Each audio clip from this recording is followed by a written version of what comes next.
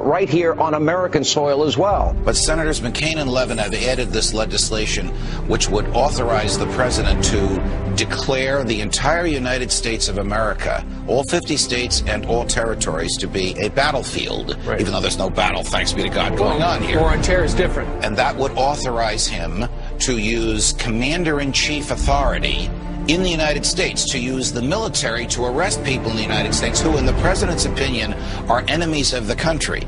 Particularly to hear President Obama claim the power to keep people in prison indefinitely with no charges against them, no conviction, no sentence, just imprisonment. Joining us now is former Secret Service agent Dan Bongino. Dan, thanks a lot for joining us. What do you mean there's no such thing as gun control, only people control? Tell me what that means. Tucker, this is larger ideological ploy by this administration. They're not being authentic with America, whether it's the sequester, health care, or the gun control issue. What they do is they manipulate an emotional crisis, a national emotional crisis, to further an ideological agenda which involves the evaporation, the slow disintegration of your civil rights, your liberties, your ability to live and let live. And it's a disturbing pattern that, frankly, is really starting to get under my skin. The US is funneling money into tracking systems that are threatening to make the very concept of privacy a thing of the past. It could mean people's every move being used against them to keep them under surveillance. The information age was an era nearly everybody embraced. But today's surveillance age, experts say, is a reality almost no one can escape. David, why does the DHS need 450 million hollow point bullets?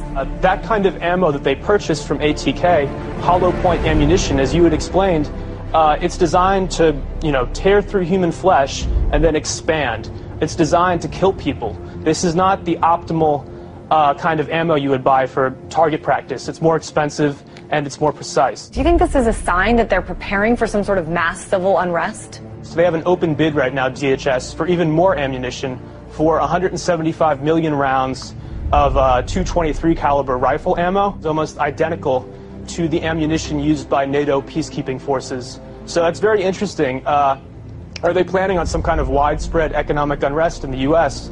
that would require NATO forces to help us out? $500 million in surplus military weaponry from the Pentagon, which is authorized through the Pentagon's 1033 program.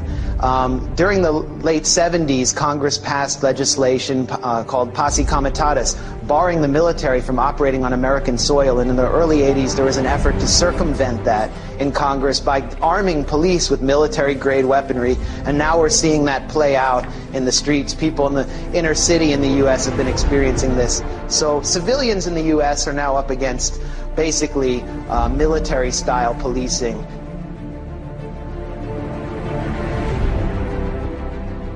The battle against terrorism involves all of us. Everybody in this country is a potential terrorist. The Department of Homeland Security sent to law enforcement agencies across the country warning about the potential for an increase in right-wing extremist activity. It warns about groups and individuals dedicated to single issues like abortion, immigration, and gun rights. Tonight, our focus is on every American's right to freedom of expression and freedom of religion. It's the Christians who are under siege by government officials and anti-religion groups who think Christmas and Christianity have no business in the public arena. The Department of Defense has just issued a new list of extremists that should be watched. And on that, in fact, number one, past the Muslim Brotherhood, and past Hamas, Hezbollah, number one, evangelical Christians. We begin tonight with a newly leaked U.S. Army military police training manual for what they are calling civil disturbance operations. The Army manual outlines the plan to kill rioters and demonstrators in America. That's right, they have plans to confiscate our firearms and kill American citizens on U.S. soil. This during a mass civil unrest, I guess, shooting innocent civilians perhaps. And it goes on to describe how prisoners will be processed through internment camps. Wow. So there you have it. Our own military being trained for armed conflict with U.S. citizens. They're being trained to confiscate our guns in preparations to process us into camps during civil unrest.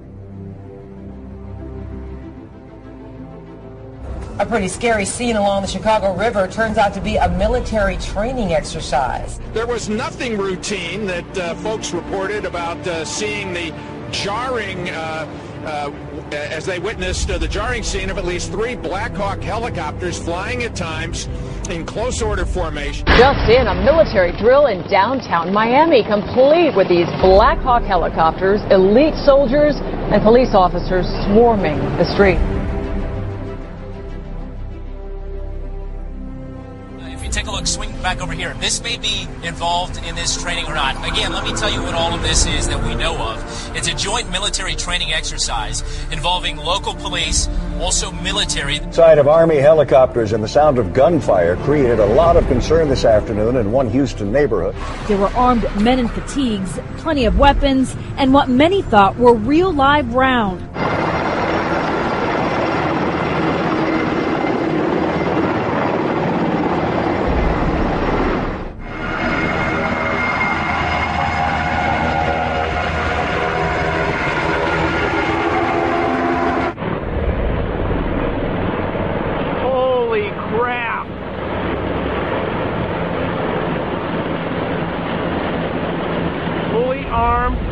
I told you they were coming. There's no lights on them. They're like bugs. So here's the article by Steve Watson. Military helicopters conduct covert exercises over U.S. bank buildings. This is all part of other drills going on to acclimate the public to being attacked by our own military that are happening here in the United States. Here it is. LAPD and elite military units conducted extraordinary counterterrorism training in the skies above downtown LA tonight. At one point, they made what appeared to be a drop-off at a park. Within seconds of landing, the helicopter was back in the air. It was a strange sight in the skies over Los Angeles. Military Special Forces flying a practice mission last night, and there are more exercises scheduled for today. The entire city of Boston is in lockdown. In the suburb of Watertown, police with guns drawn are searching door to door. I mean, we had martial law up there. FBI and all these agents coming in, closing things down, going to people's houses.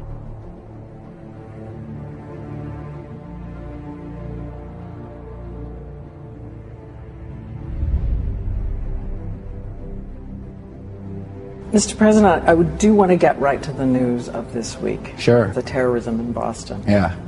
Many people have wondered if it took you right back to 9/11 when you heard it. Well, at first, I was deeply concerned that there might have been a organized plot. I don't know all the facts. I don't think we all know all the facts, but I was deeply concerned that this could have been, another